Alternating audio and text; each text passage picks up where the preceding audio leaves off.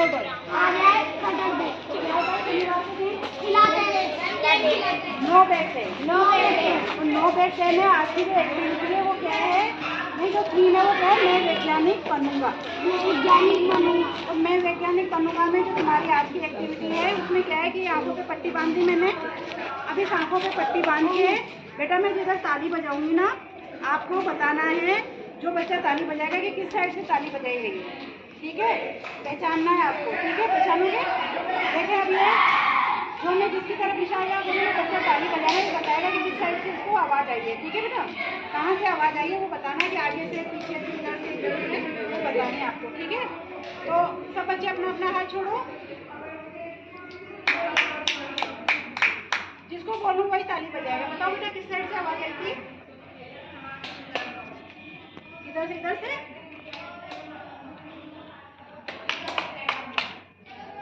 किस साइड से आई बेटा आवाज़, हाँ इस साइड से।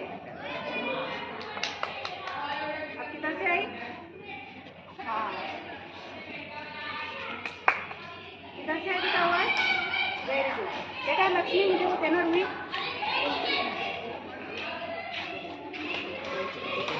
अब देखो मैंने उसके कानों में रुई डाल दी है, नहीं बिल्कुल सही पहचाना था ना पहले कहाँ से आवाज़ आ रही थी। अब हमने इसके कानों में क्या डाल दी, रुई डाल दी, ठीक है।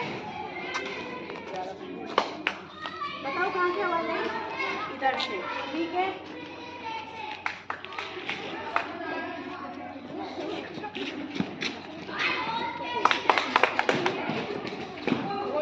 तो अब ये पहचान पा रहा है कि किस साइड से आवाज़ आ रही है, पहचान पा रहा ना, क्यों, क्योंकि अब कानों ने अपना काम करना बंद कर दिया है। तो जो हमारे कान है वो क्या है, हमारी ज्ञानेंद्रिय है ना बेटा, ये जो कान है वो क्या है, हमारी ज्ञानेंद्रिय है। 5 ज्ञानेंद्रिय होती है, आँखों की, कान, नाक, जीभ और हमारी स्किन, त्वचा।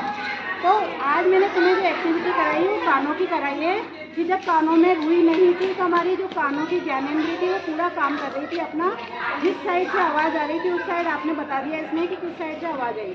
लेकिन जैसे ही रुई डाली तो कानों ने काम करना बंद कर दिया और वो अपनी बता नहीं पाया कि किस तरफ से आवाज़ आई, है ना। तो चलो आज की एक्टिविटी के लिए ताली बजा दो।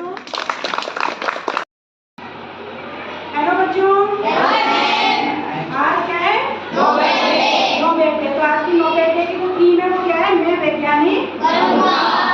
बनोगे आप सब वैज्ञानिक, बिल्कुल। तो आज आपकी जो प्रयोग है बेटा वो है, ये 2 गिलास हैं, ठीक है।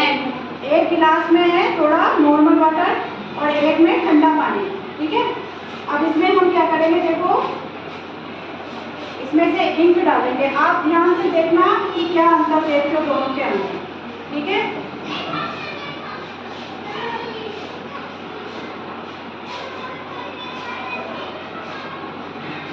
पहले इसको देखो,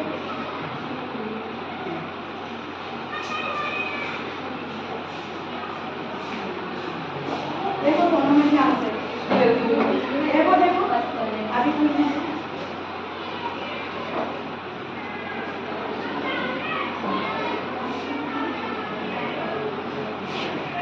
ज्यादा तेजी से इसमें घूम रहा है, इस वाले में, और इसमें, तो ये क्या है हमारा गर्म पानी और ये क्या है हमारा ठंडा पानी। तो ये जो गर्म पानी में धीमी गति से घूम रहा है और ठंडे पानी, गर्म पानी में ज्यादा तेज गति से घूम रहा है और ठंडे पानी में कम गति से, ऐसा क्यों हो रहा है इसके बारे में आपको आपकी हिमानी मैडम बताएंगी, आप ध्यान से सुनिए। बताओ हिमानी मैडम। कौन कौन सी,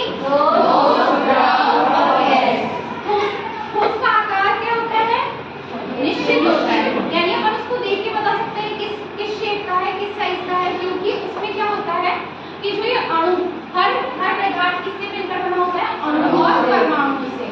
अब ठोस है तो इसके अणु बहुत पास है, इसलिए इसने अपना एक आकार ले रखा है, ठीक है।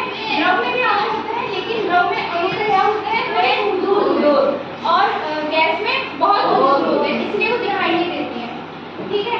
तो अणुओं के किसी भी शेप में होने की वजह क्या होती है, अणुओं का पास आता है और अधिक जिस भी आकृति में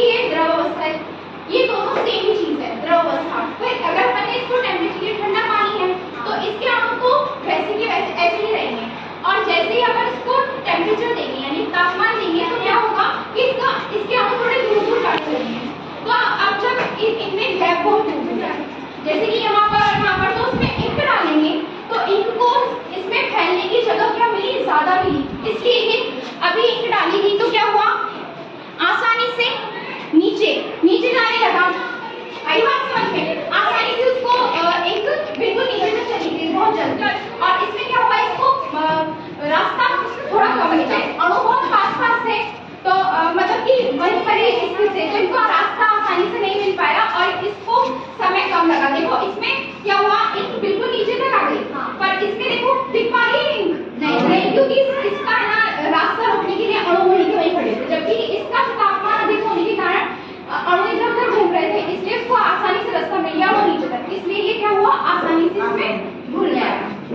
ये घनत्व जो ठंडा पानी है, बर्फ है, उसके अंदर तो अणु पास पास है, यानी घनत्व ज्यादा है, और जैसे ही हम उसको उष्मा देते हैं, पानी को गर्म करते हैं, तो उसके अणु दूर दूर जाते हैं और घनत्व कम हो जाता है, आसानी से उसमें दूसरे अणु आके अपनी जगह बना लेते हैं। ठीक है, जैसे अभी मैं तुम्हें एक उदाहरण बता देती हूँ, बताओ, नदी बैठे हुए ना सबको, अब जैसे 4 बच्चे बैठे हैं यहाँ पे, बड़ी मुश्किल से बैठे हैं, कोई 5वां बच्चा आके बैठ सकता है क्या? नहीं बैठ सकता है, लेकिन मैं इनमें से 2 हटा दूं, 2 ही रहेंगे यहाँ पे, तो 2 बच्चे आराम से आके इसमें बैठने की कोशिश करेंगे, है ना। तो ये स्थिति क्या है, ये 4 बच्चे हैं, तो ये क्या है, ठंडा पानी है ना, इसमें से 2 बच्चे हट गए तो क्या है, गर्म पानी, क्योंकि उनको इतनी गर्मी लगी कि 2 उठ के भाग गए। अब जब 2 उठ के भाग गए तो गर्मी लगी ना, तो दूसरे 2 और आराम से आके बैठ जाएंगे। तो यही चीज हमारे यहाँ पे होती है कि जैसे उष्मा मिली, अणु दूर हुए और उसमें दूसरा पदार्थ के अणु आके समाहित हो गए, और ये जो थे इसके अणु वैसे के वैसे उपस्थित है वहीं तक, उसमें कोई दूसरा अणु मुश्किल से आके समा पाया। तो ये था हमारा कम घनत्व, ज्यादा घनत्व। मेरे आपको समझ में आ गया होगा, सबको आया समझ में? Okay, very. तो बच्चों अभी हमने क्या सीखा था, घनत्व, कि घनत्व ज्यादा कम घनत्व क्या होता है, ये सब आपको बताया प्रयोग के द्वारा, सबको समझ में आया? आज मैं वैज्ञानिक बनूंगा के अंतर्गत जो दूसरा प्रयोग है वो है आपका गुरुत्वाकर्षण का। तो गुरुत्वाकर्षण क्या होता है उसको समझाने से पहले एक प्रयोग करके दिखा रही हूँ कि समान आकार की वस्तुएं हम जब एक समान ऊंचाई से एक साथ गिराते हैं तो पृथ्वी पे सबसे पहले क्या वस्तु आती है, कौन सी आती है देखना है। तो आपके सामने मैं गिरा रही हूँ, आप मुझे बताइएगा कि कौन सी वस्तु पहले आई, कौन सी बाद में आएगी, और नहीं आई तो फिर दोनों साथ में आएगी क्या, तो बताना मुझे साथ, अच्छे से देखना, ध्यान से बताना। अभी मेरे एक हाथ में आलू, एक में प्याज, मैं इन दोनों को एक साथ गिराऊंगी और समान ऊंचाई से गिराऊंगी, ठीक है? दोनों साथ में गिरे, चलो। अब मेरे हाथ में क्या है, नींबू है और एक अमरूद है। अब मैं इन दोनों को भी एक साथ गिराऊंगी समान ऊंचाई से, ठीक है? 1 2 दोनों साथ में गिरे। तो अभी ये साथ में क्यों गिरे, हमने समान ऊंचाई से समान आकार की अलग अलग भार की वस्तुएं गिराई, अब वो नीचे एक साथ गिरी, क्यों गिरी, इसके बारे में आपको हिमानी मैडम बताएंगी, ठीक है? आओ हिमानी, कोई भी वस्तु जब नीचे गिराई जाती है या ऊपर फेंकी जाती है तो वो क्या होती है, कहाँ गिरती है, वो नीचे गिरती है, कभी ऊपर गई है नहीं, वो ऐसा किस वजह से होता है, गुरुत्वाकर्षण बल के कारण। वेरी गुड, ग्रेविटी या गुरुत्वाकर्षण बल के कारण पृथ्वी के सभी वस्तुओं पर एक समान रूप से बल लगाती है, जो कि पृथ्वी की ओर, उसके केंद्र की ओर होता है, उसे क्या बोलते हैं, गुरुत्वाकर्षण बल होता है। और यह बल सब वस्तुओं पर, चाहे वो बड़ी हो छोटी हो, किसी का द्रव्यमान ज्यादा हो या कम हो, सब पर एक समान बल लगता है। पृथ्वी समान बल लगाती है, इसीलिए सभी वस्तुएं एक समान रूप से नीचे की ओर गिरती हैं। कुछ वस्तुएं जैसे कि ये, इन दोनों को गिरा ऐसा क्या हुआ कि ये एक कागज है, ठीक है, इसका द्रव्यमान पर फर्क नहीं पड़ा, इस कमरे में क्या है, वायु है, वायु के कण मौजूद है, इसकी वजह से इसके ऊपर कौन सा बल लगा, वायु का प्रतिरोध बल, प्रतिरोध यानी रोकने का, इसके ऊपर प्रतिरोध का बल लगा, इस वजह से इसकी गति थोड़ी कम हुई, यही वजह है, वरना सभी वस्तुओं पर पृथ्वी एक समान रूप से बल लगा है। ये जो हम बैठे हुए हैं ना, इस पृथ्वी पे खड़े हुए हैं, ये सिर्फ गुरुत्वाकर्षण बल की वजह से हम इस पे चल पाते हैं, बैठ पाते हैं, वरना अगर ये गुरुत्वाकर्षण बल नहीं हो ना तो हम क्या हो रहे हो,